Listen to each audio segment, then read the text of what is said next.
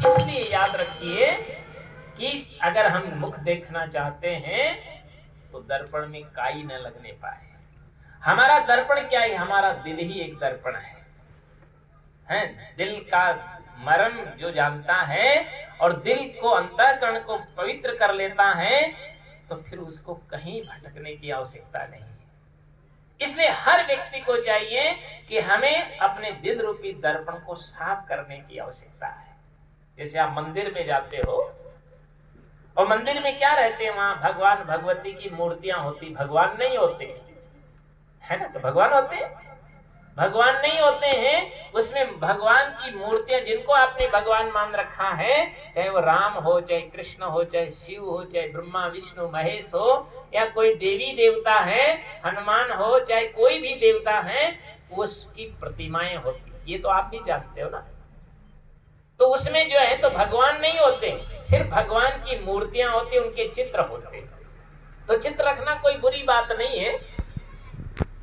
अब जो है तो चित्र की पूजा इतनी सी होती है कि उसको मान लीजिए आप जिसको पसंद करते हैं उसको रखते हैं, तो देवताओं को, चित्रों को तो आप दीवार में रखिए और खाते पीते नहीं, उनको झाड़ पोंछ के साफ रखिए, बस यही उनकी पूजा है। और खाते पीते नहीं है और खिला दो तो तुम्हारी वीरता है। मैं मना भी नहीं करता, है ना। लेकिन ये बात आप याद रखिए कि वो खाते पीते नहीं है। चित्र को आप दीवार में रखिए, लेकिन आपका चित्र रखना तभी सार्थक है कि उनके चरित्र को अपने जीवन में उतारिए। अगर आप उनके चरित्र को नहीं अपना पाते हैं तो चित्र का कोई महत्व नहीं होता। अगर चित्र अच्छा, चरित्र अच्छे हैं, उनको अपनाइए। अगर गलत चरित्र किसी देवी देवता का भी है तो उसको बिल्कुल भी मत अपनाइए। किसी का भी 2 2 4 अगर बच्चा भी कहता है तो वो भी मान्य है। अगर 2 2 8 90 वर्ष का बुढ़ा भी कहता है तो वो भी मान्य नहीं हो सकता है। इसलिए जिंदगी में याद रखना है कि हमें अपने जीवन में याद रखो, जिस प्रकार से आप देवालय को साफ सुथरा रखते हैं, इसी प्रकार से आप अपने दिल को भी साफ बनाएं। और ये आपका दिल मंदिर में ही साक्षात में चैतन्य भगवान बैठा हुआ है। जब तक इसमें चैतन्य भगवान बैठा है तब तक आप बोल रहे हैं, डोल रहे हैं, चल रहे हैं, फिर रहे हैं, खा रहे हैं, ले रहे हैं, दे रहे हैं, सारी क्रियाएं कर रहे हैं। और जब इसमें से वो चेतन राम निकल गया तो फिर वो बिना काम का हो जाता है ना। फिर लोग उसको उठा के फेंकने में देरी भी नहीं करते।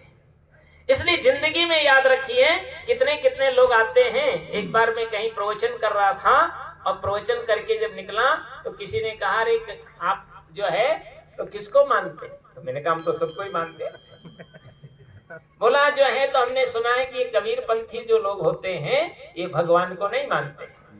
तो मैंने कहा भगवान को नहीं मानते तो क्या शैतान को मानते? इतनी भी अकल नहीं तुमको?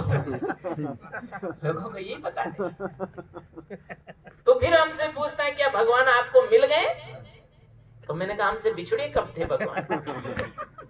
जिसके बिछड़ गए हो वो मिलने की चेष्टा करते हैं। हमारे तो साथ में भगवान रहते हैं। दुनिया में एक ही संत ऐसे हुए हैं, कबीर साहब, जिसके पीछे भगवान को भी घूमना पड़ा है ना। बाकी सब भगवान के पीछे घूमे, लेकिन संत कबीर एक ऐसे संत हुए हैं जिनके पीछे भगवान को चलना पड़ा है। और इतना चैलेंज देते हैं वह। किसी ने कहा कि आप कबीर साहब हैं, आप जो है तो उनके नाम की माला नहीं घुमाते? तो उन्होंने कहा कबीर माला ना जपूं। तो बोला जो है तो माला नहीं जपते तो फिर राम राम कर लिया करो।